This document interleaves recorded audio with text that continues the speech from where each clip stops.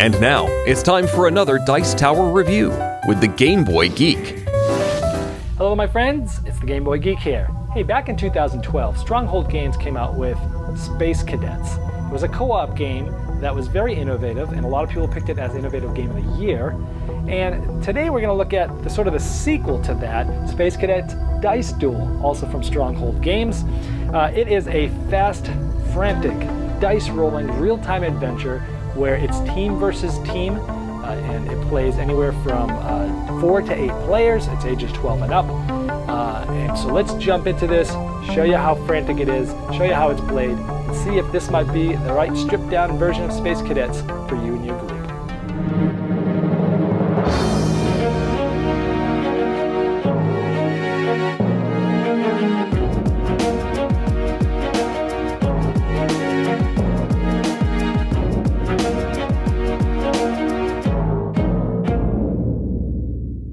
Here we have Space Cadets Dice Duel set up. We have the two teams. We have the black team with their ship starting this way, facing this way. The white team starting there. It's on the board there, facing this way. We have some asteroids and nebulas randomly set up here. We have some wormholes here we'll get to later, some crystals. But here's the board. What you're trying to do is inflict 4 points, 1, 2, 3, crash, 4 points of damage to the other team. Whichever ship is able to do that and inflict the 4 points of damage on the other team first wins. We do that by frantically and in real time rolling dice from different stations like shields and tractor beams and the helm, engineering, weapons, and sensors. Now, depending on how many players you have, you'll be manning different stations. You can do anything you want, but it's recommended in the rules that if you're playing with 2 players, one person does the helm, the tractor beam, and the shields, and the other person does the sensors and the weapons, and then you both sort of together run the engineering station. If you have 3 people per team, or 6 total people, you have 1 dedicated engineer and the same 2 people do these other stations.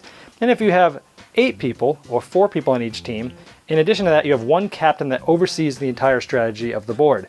So as the game player changes, the amount changes, the gameplay changes as well.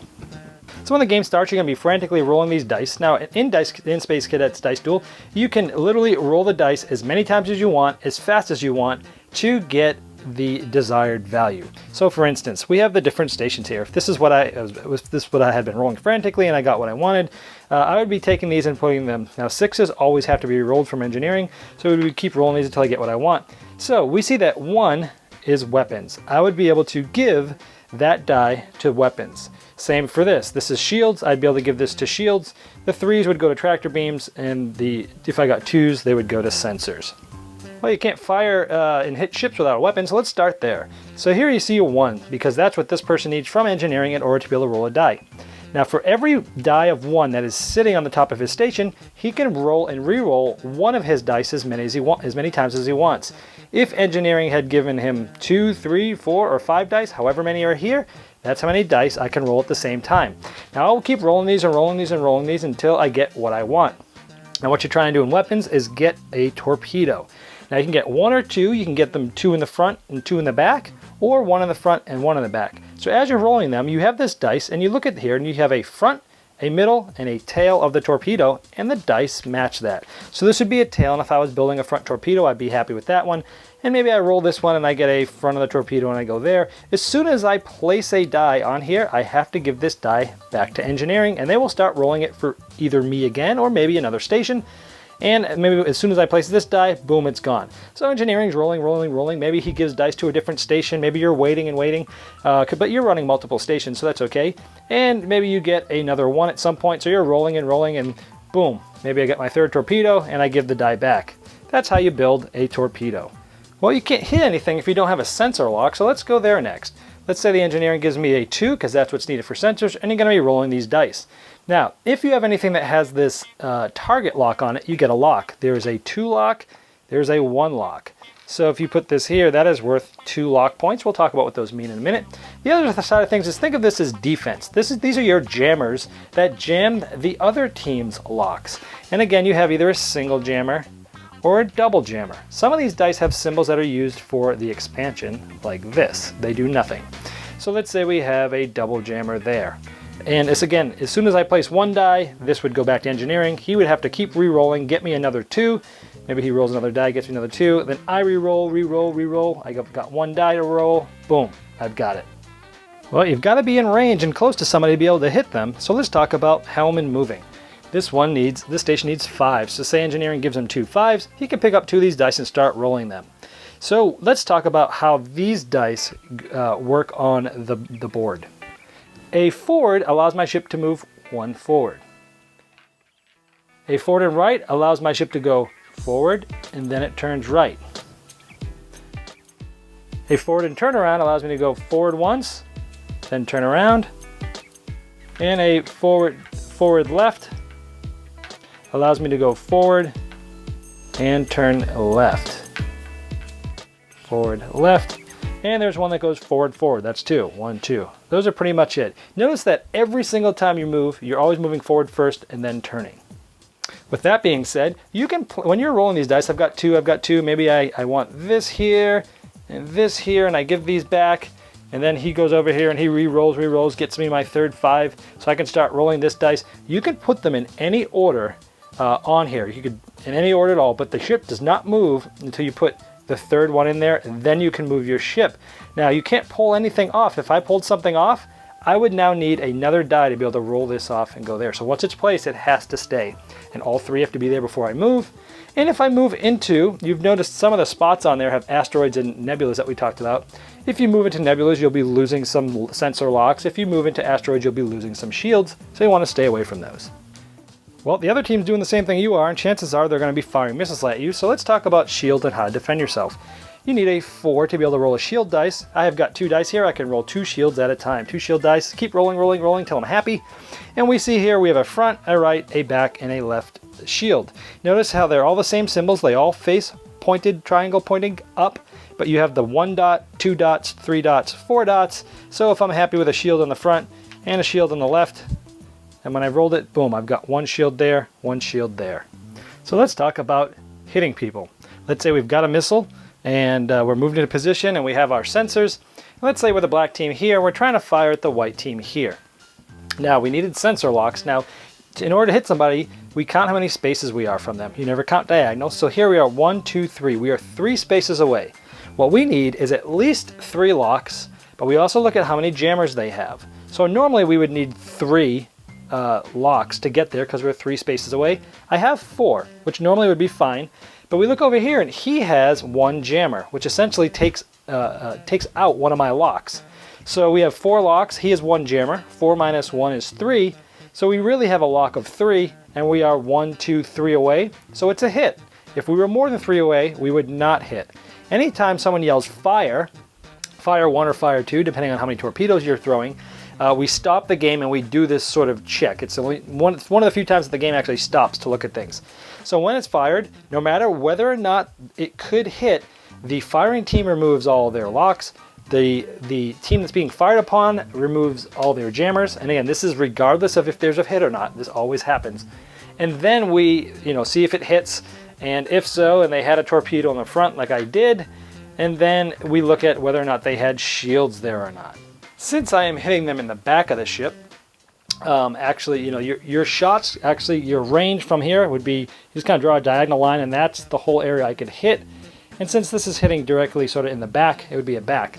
Now if they had no shields in the back, it's a direct hit, assuming I had the right lock, and they would lose 1 damage point. We'll talk about that in just a moment. If he had 1 shield in the back, here, I would have to roll one of my red weapons dice.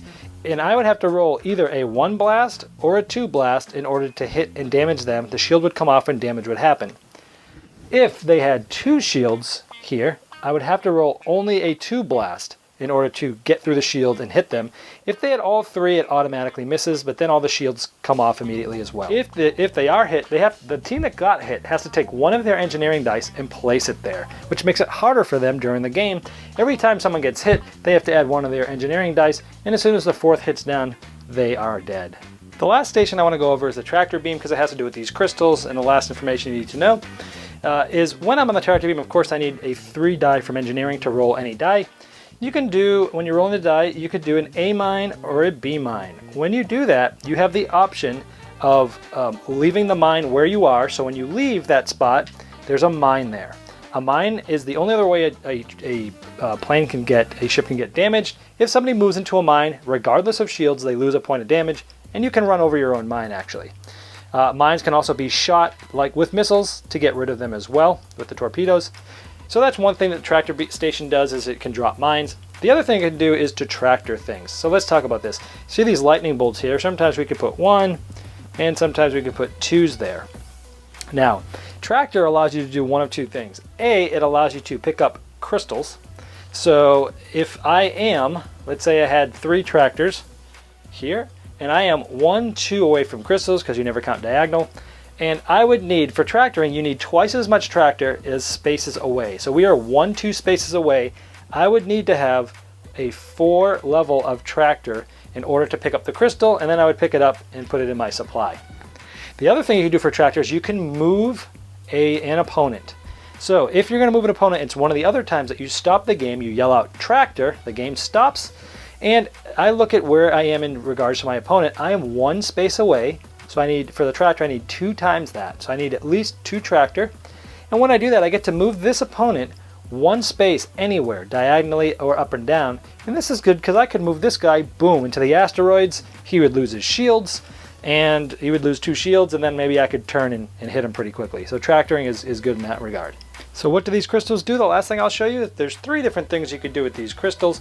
There's a little symbol on the board that tells you what to do with those, but let me summarize it for you. One thing you could do is an override. Let's say you're trying to roll very quickly for a weapon, and you don't want to re-roll. You can turn on one of your crystals and just, boom, make it a 1 and give it to weapons.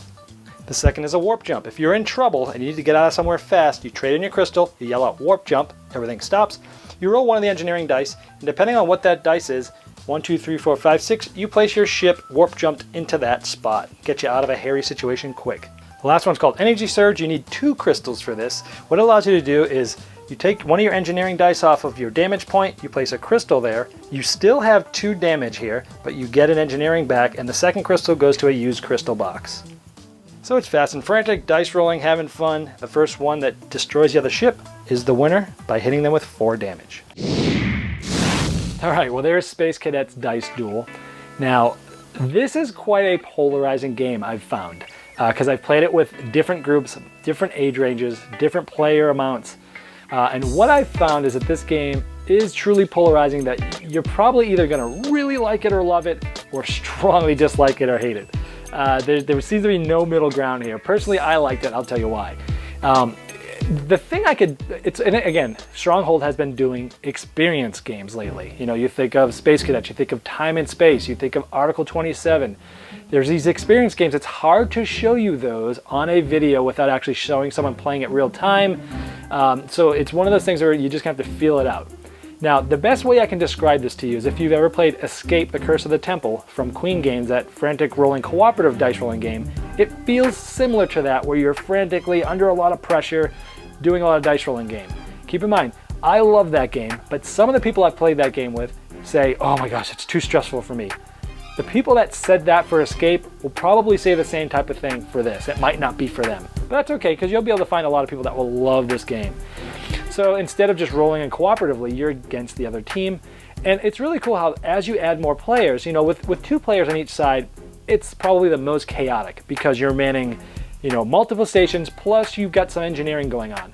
You add a 3rd person per team, and at least you can just concentrate on your stations and look at the board a little bit more, and you have a little bit more decisions to make. And then when you add 4 people per team and you have the captain who's just strategically trying to figure out what to do, and then it really allows you to focus and make your own decisions as well. So it really plays well through all the player ranges. It just plays differently. I liked it with 8 the best, but I'll never turn down a game with 4. It's a lot of fun. It gives you a lot to think about. Now, granted, it's not as I would say it's not as accessible as, say, Escape. I probably wouldn't pull this out to my family who's not a gaming group unless they've played Escape, because if they understand that real-time thing, then I can kind of loop, you know, on top of that, piggyback that knowledge. Because there are some rules. There are a lot of little rules here and there of shooting and doing this. Granted, on the flip side, you could argue that, hey, if I have someone that's not really a gamer, I could stick them on one station, just tell them what, you know, how to roll, what to roll for, look at the board, and they don't really have to worry about the overall strategy. So if you have younger ones or people that aren't gamers, you could kind of shield them from the overall strategy of the game, and you could play this with non-gamers that way. So it does give you that flexibility. But at the same time, I wouldn't play with all new gamers because they'd sort of be confused. But if you got 1 or 2 on each team, you could slip them in a role and it would be good. Overall, I thought the experience was great. It was chaotic. It was fun. There's a lot of things going on in real time. You know, your strategy has to change on a dime. Boom. Oh no, they moved that way. I'm going to have to warp jump instead of turning around and trying to fire them. It's just a lot of fun. So if you like chaotic, quick dice rolling games, if you like the Escape, you'll probably love this one. It's definitely worth checking out Space Cadets Dice Duel. Thanks so much for watching the Dice Tower videos. Find more great videos and reviews, as well as our top-rated audio podcast at Dicetower.com. You can also find other great shows at Dicetowernetwork.com. I'm Eric Summerer, and you've been watching The Dice Tower. The Dice Tower is sponsored by Cool Stuff Inc., where you can find great games for great prices. Cool stuff in stock. Check them out at CoolStuffInc.com.